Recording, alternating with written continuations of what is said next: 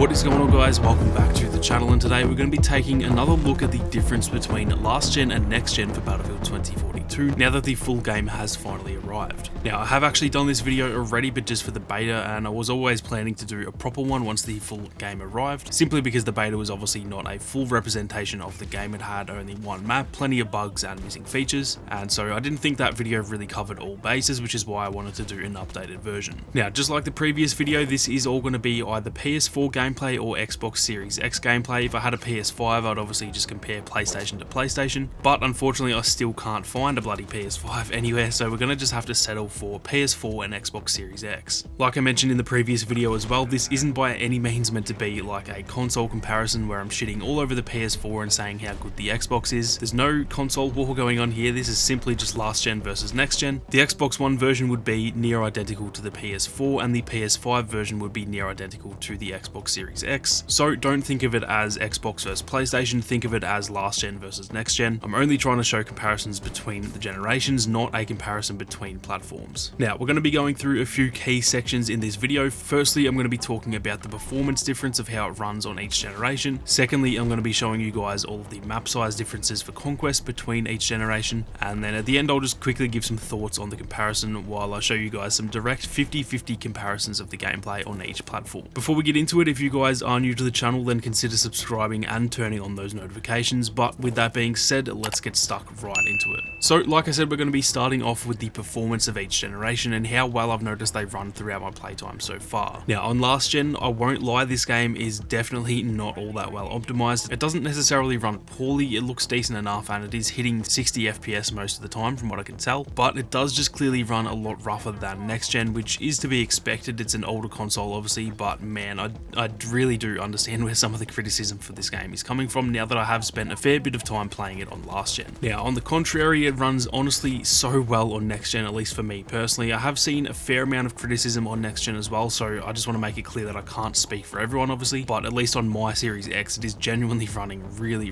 well, and I am actually yet to come across any real issues at all. I think I had maybe one hard crash maybe a day or two after launch. I've had some sort of smaller bugs here and there, like my plus system disappearing until I switch weapons and stuff like that, but aside from those, it has honestly run near on perfectly for me, which is kind of crazy considering what everyone else was saying. Granted, the last day or two it has had a little bit of server lag and some rubber banding, but that's more to do with like network related stuff than the actual hardware of the console or the game. I will say though that just because it's running really well on my Series X, that doesn't mean it will on yours. I have heard a heap of really bad things about how it's running on PC. I do think DICE will end up optimizing it quite a bit more, but yeah, I think right now it is kind of just inconsistent across the board. I must be one of the lucky people that it seems to be running smoothly for, while unfortunately not everyone is having the same luck. But like I said, optimization is fixable, so hopefully it gets sorted out relatively quickly. Another thing that I'll say about last gen too is that it seems to be getting a lot more rubber banding than next gen. I've really not experienced a heap of that yet on next gen, but on the PS4 I was definitely having some rubber banding issues, which for those who don't know what rubber banding is pretty much just where your character or other in-game elements kind of glitch back and forth rather than moving forward consistently, if that makes sense. That's probably one of the biggest issues I've come across so far on previous gen. It does make the game borderline unbearable at times, and it hasn't even been that bad for me, so I can imagine those who are experiencing it a heap are probably having a very frustrating time. Overall, to summarize the performance side of things, it is a very noticeable difference between the two generations. That is to be expected. Obviously, next gen consoles are sort of bordering on twice the power of last gen consoles, but yeah, it is a very noticeable difference, and after playing so many hours on next gen, going back to the PS4 version was honestly pretty tough to enjoy at times, although it did still have its moments of greatness too, so definitely don't be under the impression that it's all bad. It is just definitely not quite at the same level as next gen. Now, moving on, we've got all 7 of the maps in the base game. I did leave out the Portal maps as I'm fairly certain they'll all be identical on either generation since they are older and sort of smaller maps, and we're going to be taking a look at the map overlays between each generation in Conquest. Starting off with Breakaway, which is without a doubt the biggest difference. Here is the last gen version, which is still pretty massive honestly, but then here you can see the next gen version, and it adds literally about twice the surface area of the map. Now, one thing I will say is that honestly I think the last gen version is actually the better version. Sure, the next gen version is pretty cool with how large it is. The whole sort of glacier area up the top there is really cool, but I personally think that the last gen version actually has a better flow, way more cover. I just think it is honestly a better map, at least for Conquest. So yes, you guys are missing out on a large portion of the map on last gen, but trust me, you're not missing as much as it probably looks like, because that top section is is way too big in my opinion. Moving on, we have Discarded, which is actually one of my favourite maps, and on last gen this map is definitely a pretty weird shape for Conquest. It's somewhat of a kind of like a weirdly long oval shape, and although it is shaped that way, the majority of the good section is actually still there. On next gen you can see that it adds the B sector up the top there. It does make it look way bigger on the map, but honestly it's actually not that big of an area up there. So A1, C1, D1 and D2 and E1 are all pretty much what the last gen version has anyway, so Discarded is actually not affected too much. One thing I will say though is that the C1 flag is actually one of my favourite spots to sort of bounce between D and C on this map on next gen, but C1 obviously isn't there in the last gen version. The area itself is there, but without the flag it is a lot less populated from my playtime so far, so that does kind of suck that one of the more enjoyable flags to capture isn't actually there on last gen. But yeah, overall this map is still pretty solid on last gen and it isn't missing too much at all. Next up we have Hourglass. This one is really big as well on last gen, but as you can see it is actually missing the stadium over there on the left, whereas in the next gen version you can see that the stadium is included as well as B1, which is kind of just on the way to the stadium. It's still a really fun map on last gen, and again it almost flows a little bit better at that size honestly, but just like Discarded, the stadium is honestly one of the best parts of the map, and so the fact that it is missing is a bit of a bummer. But yeah, I think similar to Breakaway, it's honestly better to have the smaller map considering how big this map actually is. So once again, you guys aren't really missing too much by not having the stadium.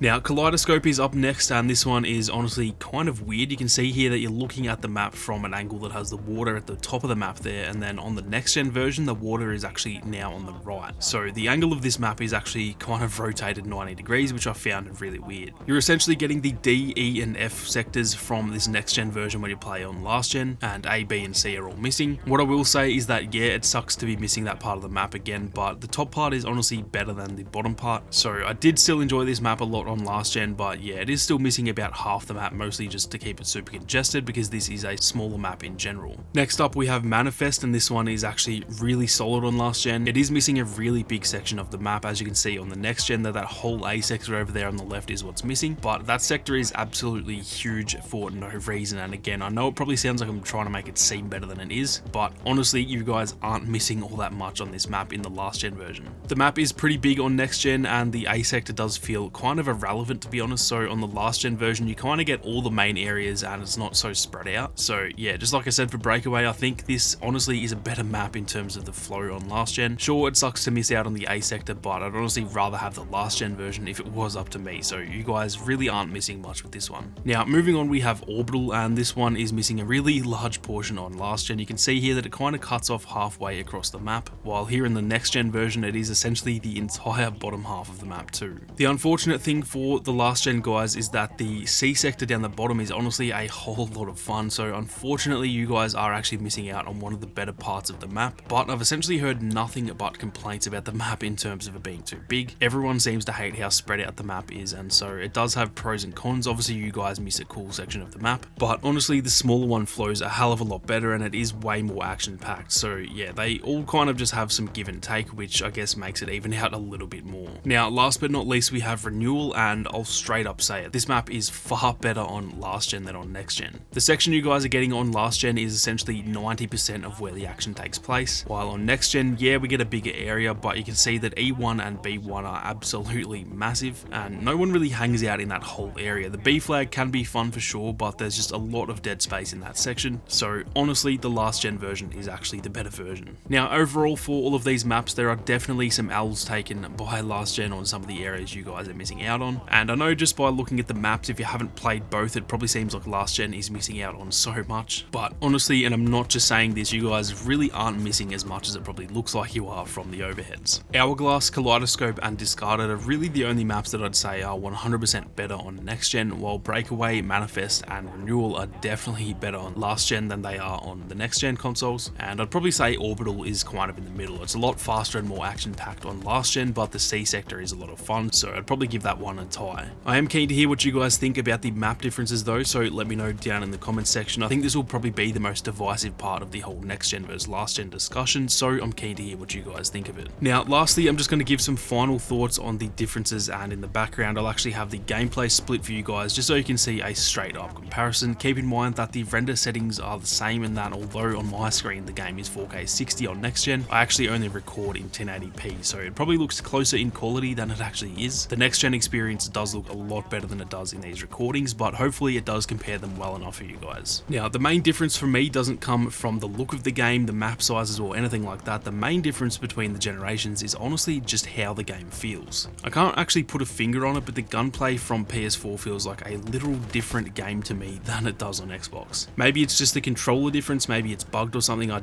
really don't know, but the gunplay just feels so much more in tune on next gen. I feel as though I can sort of feel the weapon more, if that makes sense, whereas on last gen it kind of feels like the weapons are a little bit more like arcadey and just kind of feel like plastic guns, if that makes sense. Now, the gunplay on last gen is still fine, it feels decent enough, but it is definitely just lacking in some way, and I really can't put a finger on exactly what it is. If I had to guess, I'd just say it's something to do with like the frame rate or some area of the game's optimization, that it's just not working as smooth as it does on next gen. And so yeah, for me that's easily the most jarring difference between the two. Like I said, the player count and the map sizes aren't really something that you notice for the most part. All of the main areas of the map are still there on last gen, so the maps still all feel really good in my opinion, and as I mentioned before, most of them actually flow better and have a lot more action, so that hasn't ever felt like an issue for me personally. To summarize my thoughts on it though, what I will say is that the game is alright on last gen, but it is an objectively better experience on next gen. It runs smoother, it looks nicer, the gunplay and movement and all that stuff feel a lot cleaner, and it just feels like it is definitely built to be a next gen game, which obviously it is. I do think the game is still worth playing on last gen if you don't have a next gen console or a PC just yet. I've honestly probably made it sound terrible in this video, but it does have a lot of fun moments, and it will no doubt be optimized over time as well. So if you're worried about it not being worth it, what I'd actually recommend doing is actually paying for EA Play, which I think you can get a month for free, or it might be $1 or something, and just use the 10-hour trial to see whether or not you think it's worth it. As for next gen, if you are a Battlefield fan, then this game is 110% worth it in my opinion. Right now, to be fair, it is having a few issues in certain areas. The optimization isn't perfect just yet. There are some netcode issues and issues with hit registration at times, but the core of the game is amazing, and so long as DICE do put in the work, I do think that in say 3 to 6 months this will be a truly must-play Battlefield game for anyone who's a fan of the franchise, and I do hope the same can be said for last gen once it becomes a little bit more optimized. I'm keen to hear your thoughts on the differences guys, so be sure to let me know what you think down in the comments. Hopefully this comparison showed you everything you need to know about the differences between generations. If you enjoyed the video, then be sure to leave a like down below, and if you are new, then consider subscribing to the channel with those notifications on. If you guys want to support the content that I make here on YouTube, then consider becoming a channel member. But with that being said, thank you all very much for watching. You guys have a great day, and I'll see you all out there on the battlefield.